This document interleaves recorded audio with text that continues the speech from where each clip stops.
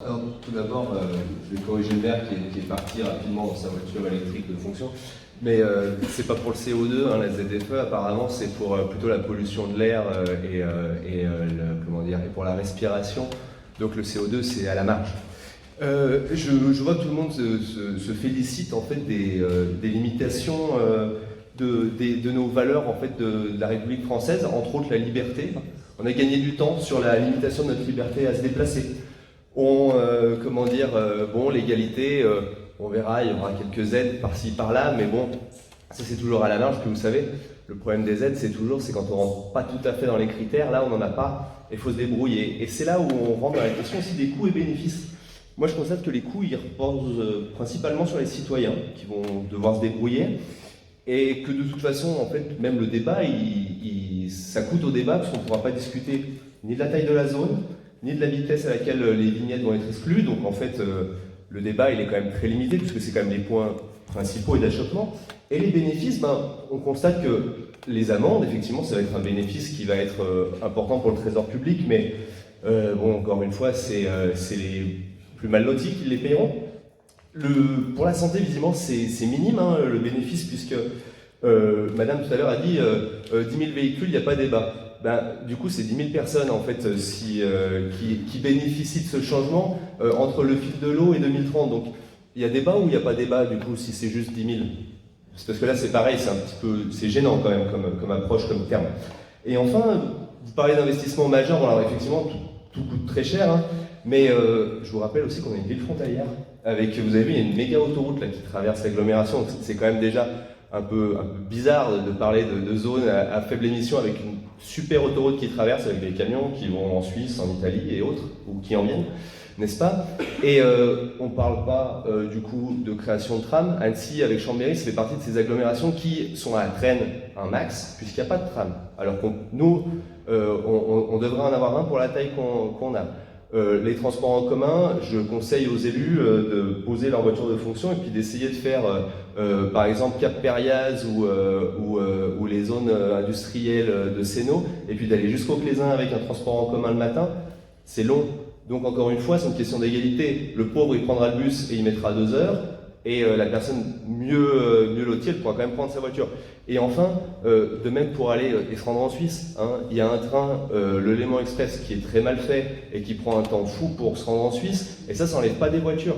Et ça, c'est des vraies questions, en fait, que je dois aborder à la marge, alors que c'est ce qui est majeur, et c'est ce qui est fait des émanations. Donc en fait,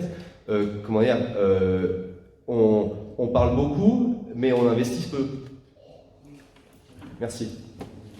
Je ne sais pas, quand on parle de 800 millions d'euros, on parle de coût, vous avez fait votre discours, c'est bien. Non mais, madame, alors j'ai le droit de réponse. La mobilité, on investit. Après, comme je vous l'ai dit, c'est la mobilité, les infrastructures dont vous parlez, c'est du temps long.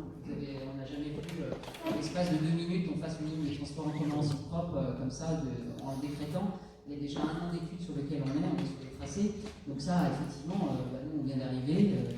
On aurait aimé, ça nous coûterait beaucoup moins cher, aux contribuables si nos prédécesseurs avaient effectivement pensé, il y a 10 ans, 15 ans, à commencer à mettre des transports comme l'ont fait certaines métropoles. Mais c'est comme ça, c'est la vie. On a ce qu'on a, ouais, mais c'est pas pour autant qu'on va reculer. Oui, mais il y a un rythme pressé quand même, vous en avez conscience. C'est une pression sur les citoyens, parce que là c'est 2030, c'est demain. La pression sur... D'abord, on parle de 2025 déjà.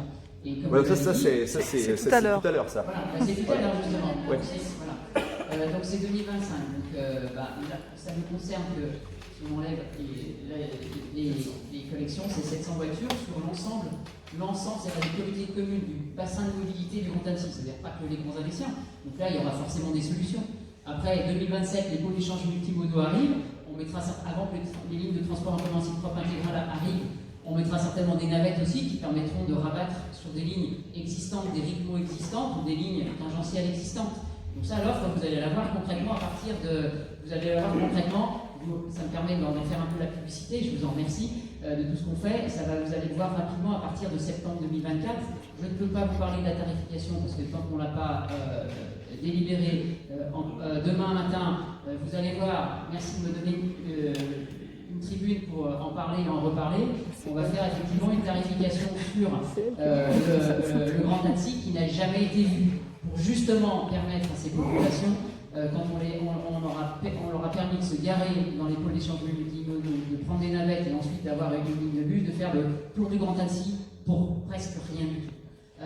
Donc oui, on y pense.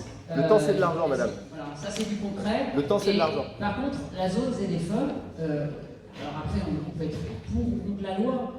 Nous, la loi, on l'applique. Voilà, on n'a pas le choix.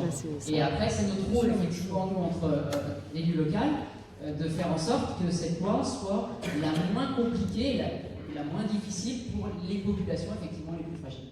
C'est notre rôle.